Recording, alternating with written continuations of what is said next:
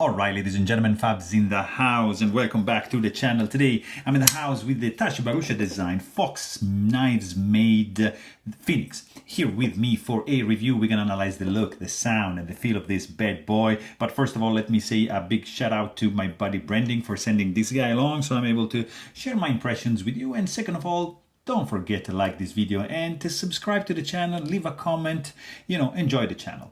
Let's get started, guys. This is a big boy. I mean, relatively big boy. This is 8 inches overall in length with a 3.5 inch long blade and 3.3 cutting edge for the blade and 4.6 inches for the handle. And everything I just said translates into 20 centimeters for the overall length, 8.5 for the cutting edge, and 11.6 for the handle. And let's see this guy up against a couple options. Here you got Ontario Rad number 2 and Ontario Rad number 1. You can see where this guy is standing. This is a big boy, this is a small guy, and bam, you've got that in the middle. And here you got the Benchmade bag out, and here you have the Benchmade mini bag out. And of course, the Phoenix is bigger than both these options from Benchmade, but you introduce the Spyderco Paramilitary 2, and you're gonna notice that that's bigger than the Phoenix, but the Para 3, it's not. Smaller. So this guy right in between, and usually it is a good sign when somebody falls in between these two categories of knives. It's always something good. Like here you got Chris Reeve knives, small Sebenza 21 and large Sebenza 21, and yeah, look at that. This is a 3.6 inch long blade, but yeah, it's a little bit bigger, not by much, but clearly the small Sebenza is smaller. Just another couple I want to show you guys. This is the Rick Hinder XM18. That's a 3.5 inch long blade, and it's just a little bit longer than that. Let me show you a couple higher end models. Here you have Holt Bladeworks Haptic and the Holt Bladeworks Spectre right over here. And it's very, a smidge smaller than the Spectre, a smidge bigger than the Haptic. These are two fantastic options. I love these guys, like I love Shirogorov. You might have guessed. This is F95 NL and Neon NL. And look at the Neon NL. I mean, come on. It has probably the same amount of blade length, but handle to blade ratio, yeah, it's fantastic. It's just one of my favorite knives. Anyways, we are here with this beast. This is the Phoenix, designed by Tashibarusha.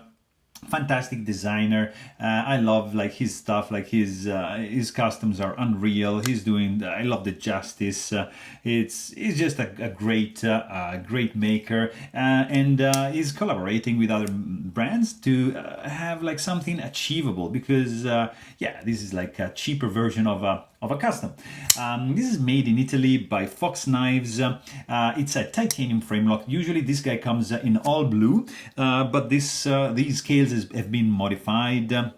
And you see I don't know if the ano has been stripped or just sand, probably just sand, because that's the original color, and the chamfers are polished. So I like all these milling, the milled out areas to reduce some weight, because there is no internal skeletonization going on. So that's gonna reflect a little bit on the weight. We're gonna check that in a second. But you have all the chamfers going on around the perimeter. You got some internal chamfering to reduce sharpness of the handle. It's a nice titanium frame lock, I have to say. Anodization going on. These two screws are pretty cool because they're almost flush with the handle blind on this side, and I think they are interchangeable. I mean, the same size for the handle and the pivot. It's a pretty unique situation. You have a wide finger groove that is able to allocate 2 fingers, and that's fantastic choice. It's very, very well made. It's quite comfy. I don't personally feel many hot spots, but we're gonna check that in a second. The tip of the blade is absolutely centered and protected by the backspacer. As you can see, this backspacer reaches the heel of the blade, and you're not gonna be able to touch that. So pretty cool. Of course, titanium backspacer, and I love the transition from this ridge like this angle here, and boom, goes back to smooth and flush with the scales. That's a pretty cool solution in my opinion. You don't have any lanyard hole option right over here. You just don't, no lanyard right there. The overall look when closed, it's pretty tall. I mean, it's not that chubby. It's quite slim, but it's tall. It's the blade is, yeah, not a slim, slender blade. Stock thickness also we're going to check in a second. You've got a spinning pivot on this side, and you have a very simple construction. I was saying just 2 screws. You can also check my maintenance video if you're curious on how to maintain, take care, and how the inside is looking on this one. So just feel free to check that out. But it's going to be a pretty straightforward procedure. Probably 5 minutes you're going to be done with this guy. Then, of course, you've got the stainless steel lock face insert screwed in with 2 screws from the outside. You have an over travel stop right there integrated in the insert. Stainless steel detent ball.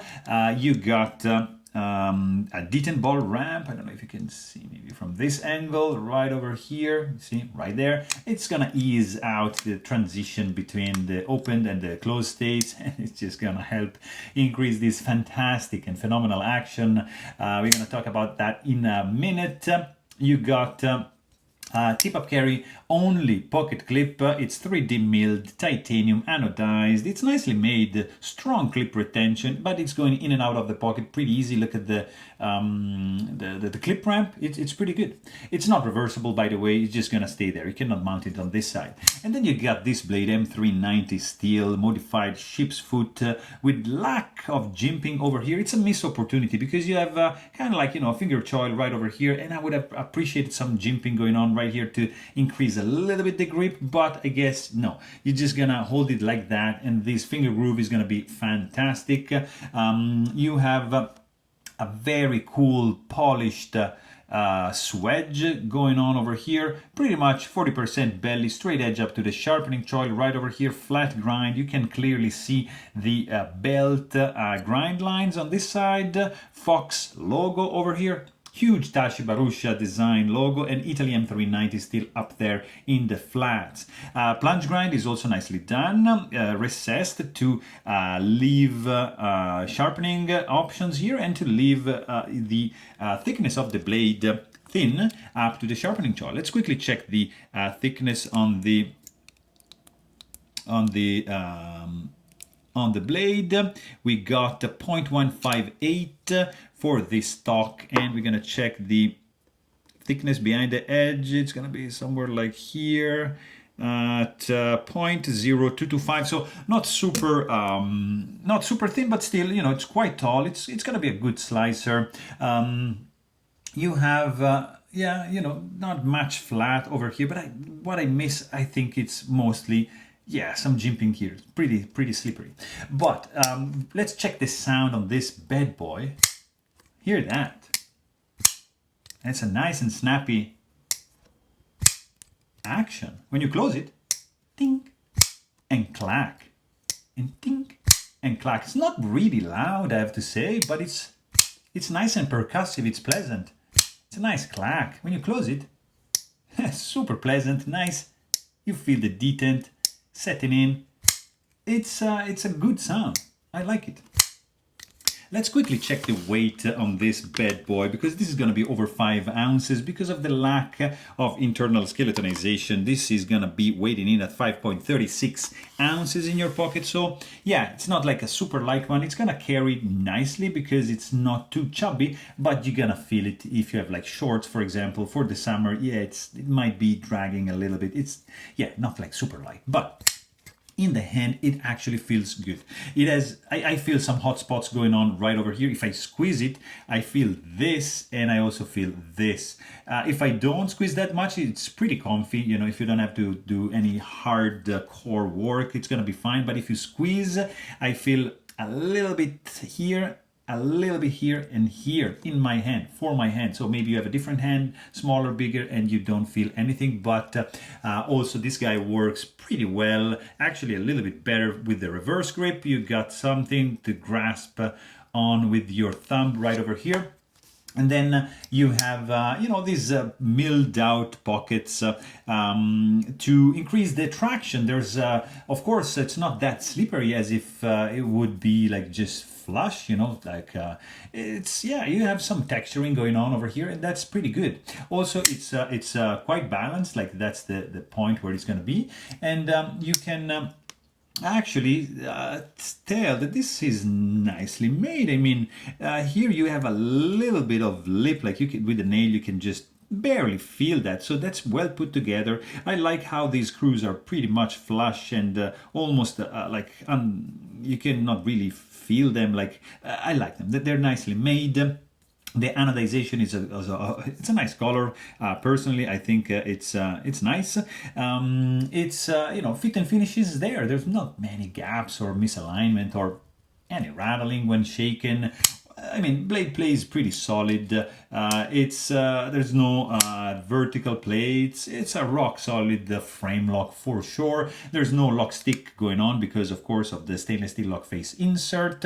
You got you know, a nice flipper tab, but you see it's not that chamfered, so there's no jimping, so you might find it slippery. But if you do just a light switch business, it's just gonna go even with like push button, but you're gonna get some finger soreness because it's a little bit on the sharp side. So just stick with the light switch, and you can even land like that here in the back, and it's going to be pretty much good to go. This guy is running on bearings, and the deployment speed is snappy like that. This flies out like really with no hesitation. It's very, very pleasant. And also you have of course, like you see, free falling. As soon as you disengage the lock bar, the flipper tab is gonna hit your nail. You put this guy in the vertical position, no guillotine effect, but just wiggle a little bit and this guy is gonna glide down like a boss. Look at that. You can, yeah, you see, you can do that easily. It's pleasant, very, very good action. Nice detent, actually, super snappy. With the detent, ball ramp is helping you achieve this satisfaction when you close the knife. And I mean, it's a very, very interesting look. I love Tashi Barusha design. This guy is made in Italy, so there's a bonus for me. I love the Italian leather pouch that they give with the knife. Nice touch, guys. Sound is also interesting. Ergos are not perfect, a little bit of hot spots, but overall it's a pretty cool one. So there you have it. Hope you guys enjoyed this video. Thanks for watching and stay tuned.